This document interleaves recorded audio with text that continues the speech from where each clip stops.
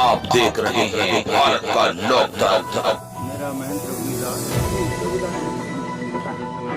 हरिद्वार में है जी और निर्मोही अखाड़े से संबंधित हूँ जी यहाँ हमारे लगभग 70 आश्रम हैं जी जो हमारे तीनों अन्य अखाड़ों के अंतर्गत आते हैं। जी जी और अभी ये कोरोना काल की वजह से महाराज जी हमारे जो श्री महंतों का आदेश है कि बहुत ज़्यादा भीड़ नहीं करनी है। जी जी कोरोना की वजह से थोड़ा दिक्कत आएगी, हाँ जी, किसी को भी, जनता को भी परेशानी होगी। हाँ जी और थोड़ा कोरोना थोड़ा ठीक हो जाए जी तो फिर सबको दिख जाएगा कि वैष्णव महात्मा क्या हैं, कैसे हैं, उनकी ताकत तो क्या दिखानी है, संत तो भजन के प्रभाव से चलते हैं। जी जी और अब आगे देखिएगा, अनावश्यक बोलना ठीक नहीं है। जी और हरिद्वार में लगभग 70 आश्रम है और इसी केस में 65 से 70 के लगभग हमारे आश्रम हैं। हरिद्वार इसी के जी लगभग 100-125 आश्रम आपके हैं। हैं, बिल्कुल हैं और तीनों अन्य अखाड़ों के अंतर्गत आते हैं। वहाँ के अलग अलग महंत हैं जो कि अखाड़ों के अंतर्गत ही हैं।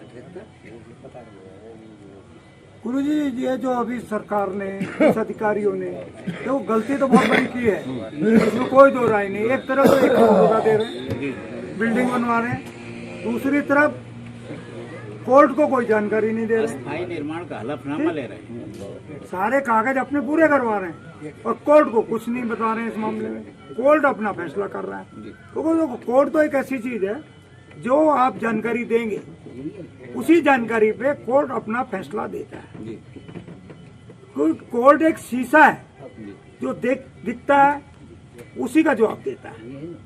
अब इन्होंने ये बताया ही नहीं कोर्ट को कि यहाँ आधे से ज्यादा बैरागी कैंप में प्राइवेट बिल्डिंगें बनी हैं, आधा बैरागी कैंप प्राइवेट बिल्डिंगों से घिर चुका है, उसकी जानकारी कोर्ट को कुछ नहीं दी। बल्कि जो अखाड़ों की जो अपनी निजी जमीन है जहाँ हर 12 साल में कुंभ लगता है और इसी जमीन का इस्तेमाल होता है, यहाँ तक कि सावन में करोड़ों भक्त आते हैं, जी कावड़िया आते हैं, कावड़िए आते हैं, पूरे हरिद्वार में आते हैं और इतनी भीड़ कुंभ में नहीं होती जितनी कावड़ के टाइम होती है। तो सारी व्यवस्था सरकार इसी बैरागी कैंप में करती है। तो इसके बारे में आप क्या कहेंगे? इसके बारे में तो यही कहेंगे कि हम लोग यहाँ लोकल रहने वाले हैं और इसके गतिविधियों के बारे में हम लोग काफ़ी जानते हैं जी। अब ये पूरा बैरागी कैंप जो है अनाधिकृत बना हुआ है। तो जितने जो बसे हुए हैं, बेचारी जनता जो है यहाँ के नेताओं के बहकावे में आके अपने यहाँ कोई झोपड़ा बना लेता है, कोई कुछ बना लेता है, वो लोग उनके कहने में आते हैं। हमारे यहाँ स्थानीय कुछ नेता हैं, नाम लेना उचित नहीं होगा, वो इसमें संलिप्त है, नहीं तो उनकी सह के बगैर यहाँ पर महात्माओं के साथ ऐसा हो ही नहीं सकता है। और चलिए, अगर उनको कोई तोड़ फोड़ करनी थी तो जो गलत सलत बना उसको तोड़ते। बताइए, इतनी बड़ी हमारे हनुमान जी हमारे आराध्य हैं, उनकी मूर्ति तक उठा के ले गए, इससे बड़ी क्या बात होगी। और मंदिर तोड़ दिया, मूर्ति उठा के ले गए। अरे वो भी खुद भी तो पूजा करते होंगे, किसी की तो करते होंगे, राम जी की, शंकर जी की, किसी की आराध्य तो हर किसी के होते हैं। इतना बड़ा यहाँ कुंभ का मेला हुआ, 33 करोड़ देवता आते हैं कुंभ में, उनका स्नान होता है। संत महात्मा किसी भी रूप में संत महात्मा हर तरह का, पहले तो उनका संतों का आशीर्वाद लिया कि नहीं जी कुंभ मेला, उसके बाद उन्हीं का लगता है ये श्राप लेने की तैयारी कर रहे हैं।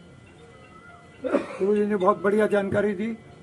ये जानकारी हिंदुस्तान के हर घर में मैगजीन के रूप में मैं प्रूफ के साथ आप सबसे पेपर लेके पूरे देश में जाएगी, हमारे हर स्टेट की सरकार के बाद जाएगी, ठीक, और बहुत जल्दी इसका बहुत अच्छा रिजल्ट आएगा। धन्यवाद।